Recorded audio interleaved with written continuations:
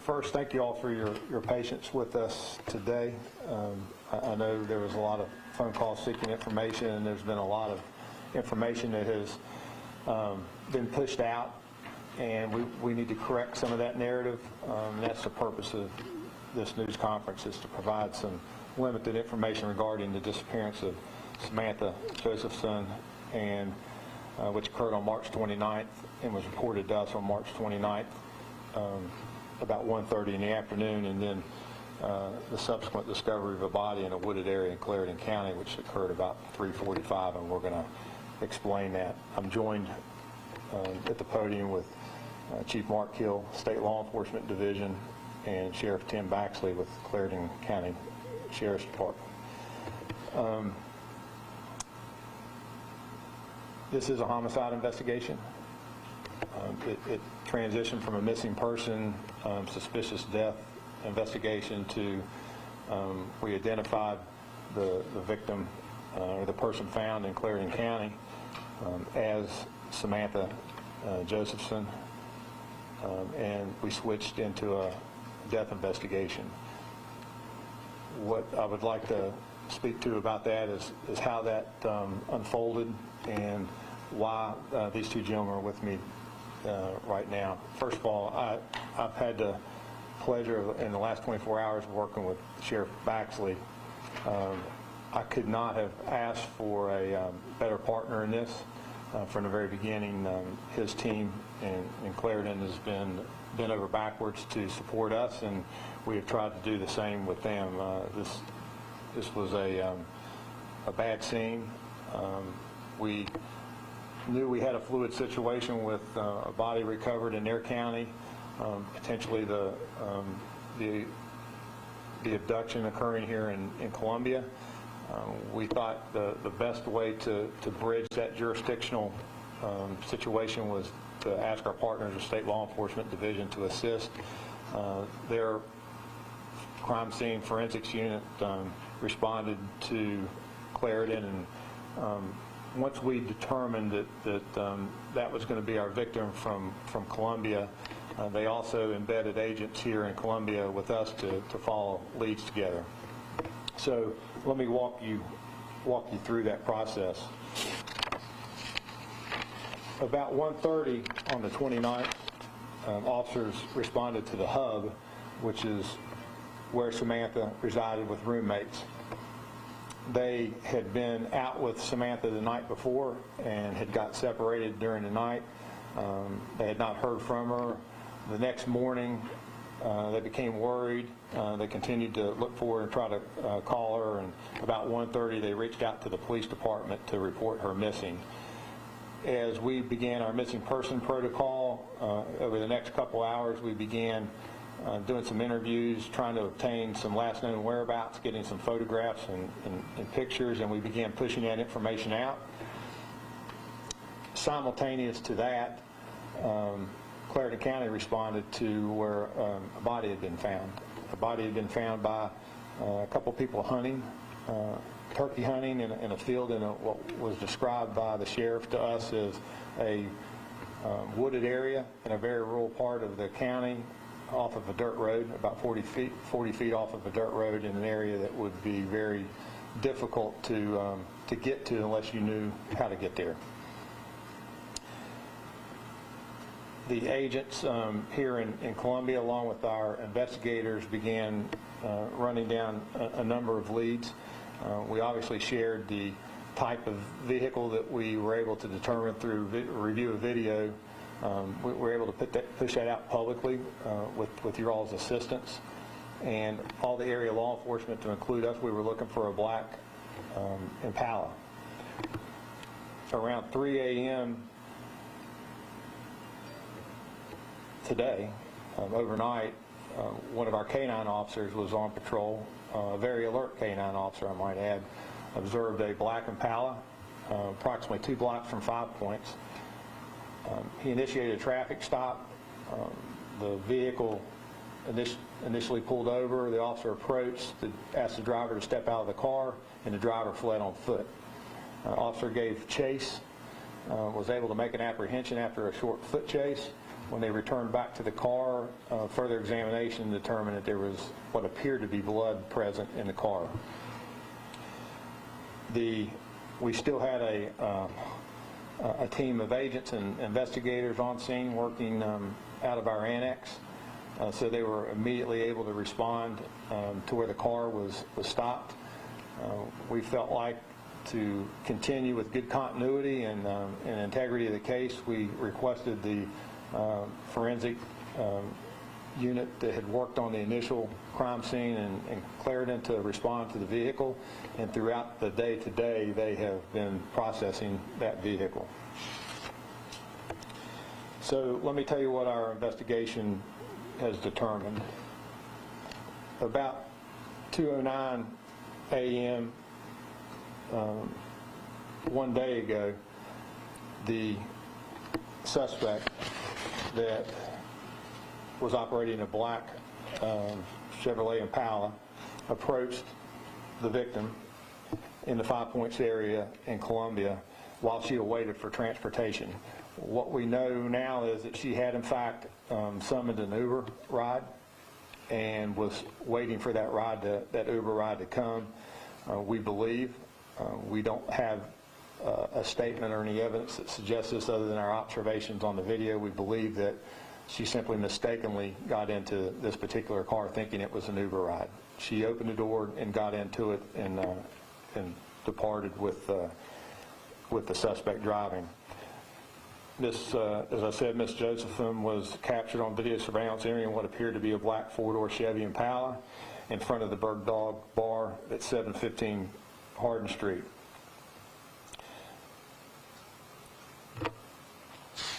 The traffic stop that I mentioned occurred about 3 a.m.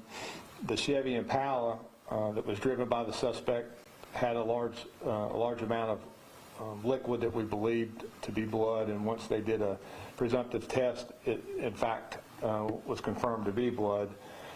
They executed a search warrant on that car.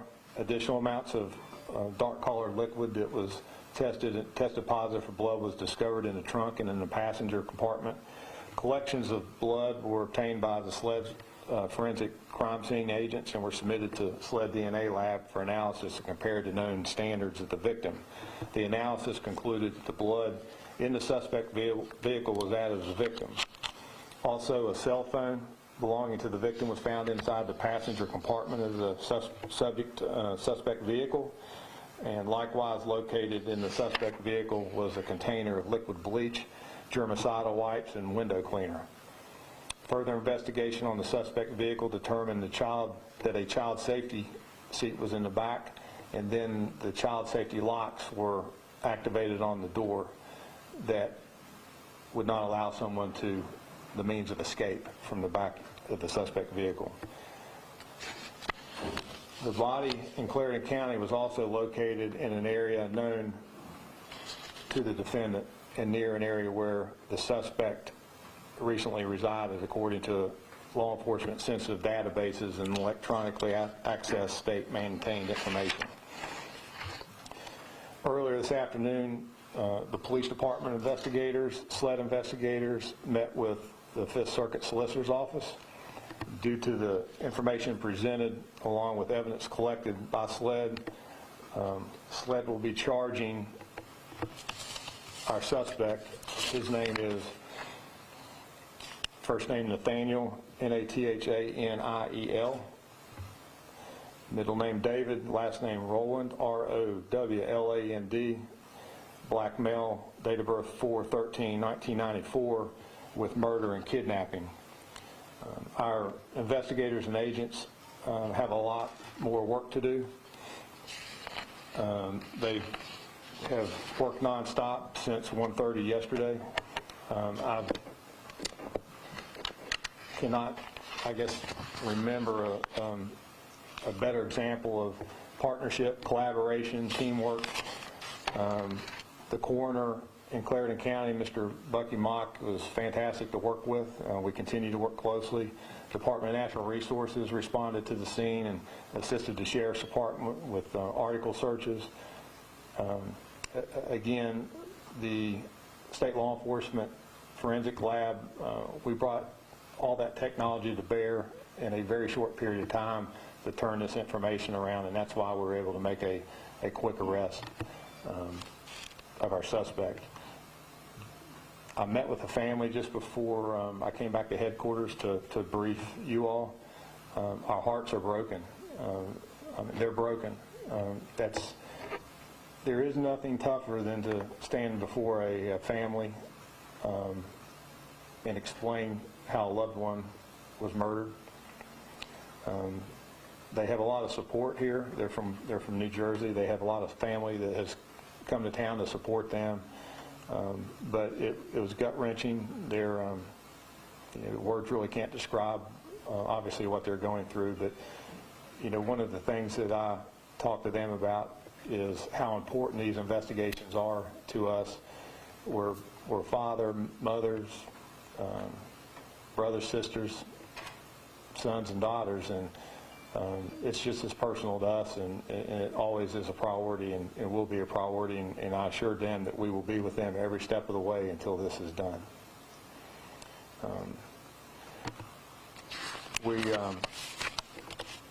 I'm going to ask Chief Keel and Sheriff Baxley if they want to say anything. I know already what the answer is going to be, but is there anything you'd like to add, sir? Sure. Sheriff? Yes, sir. We're not going to take any questions.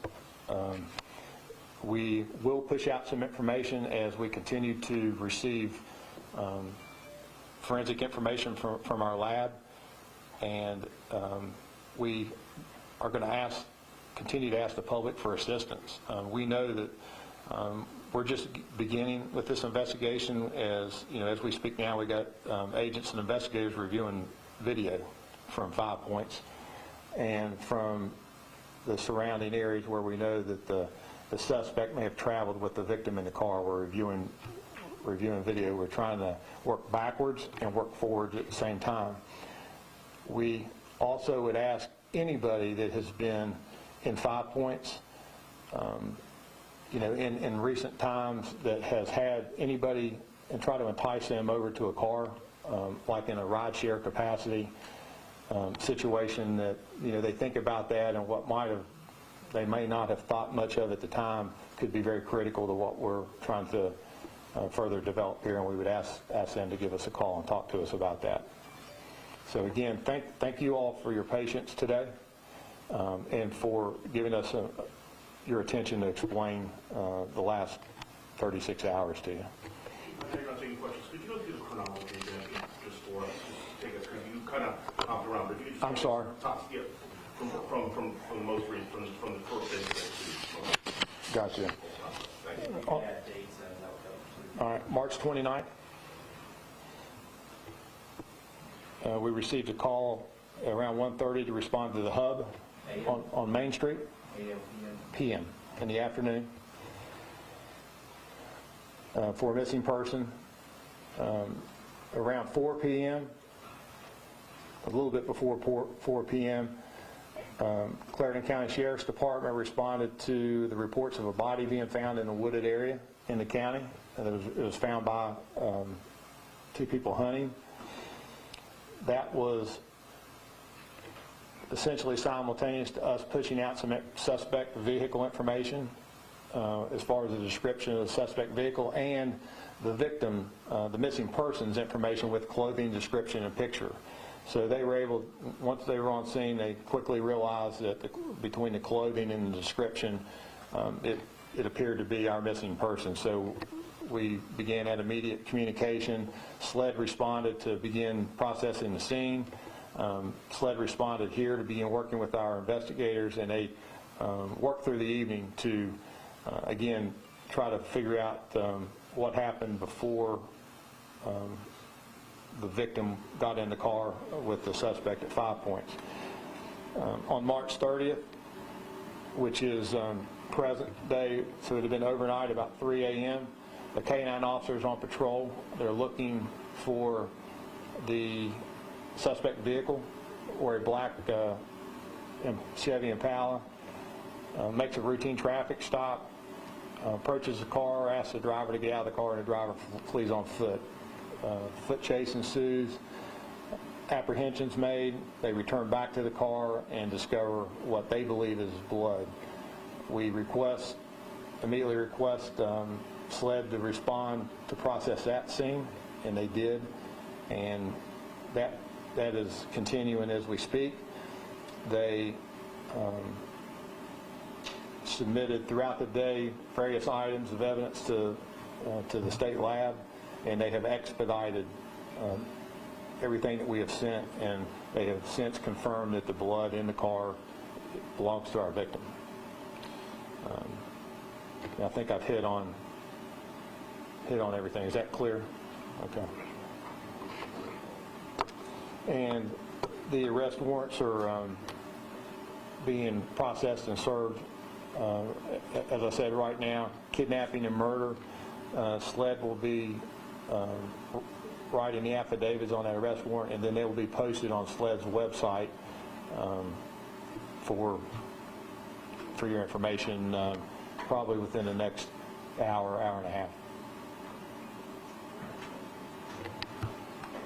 Thank you.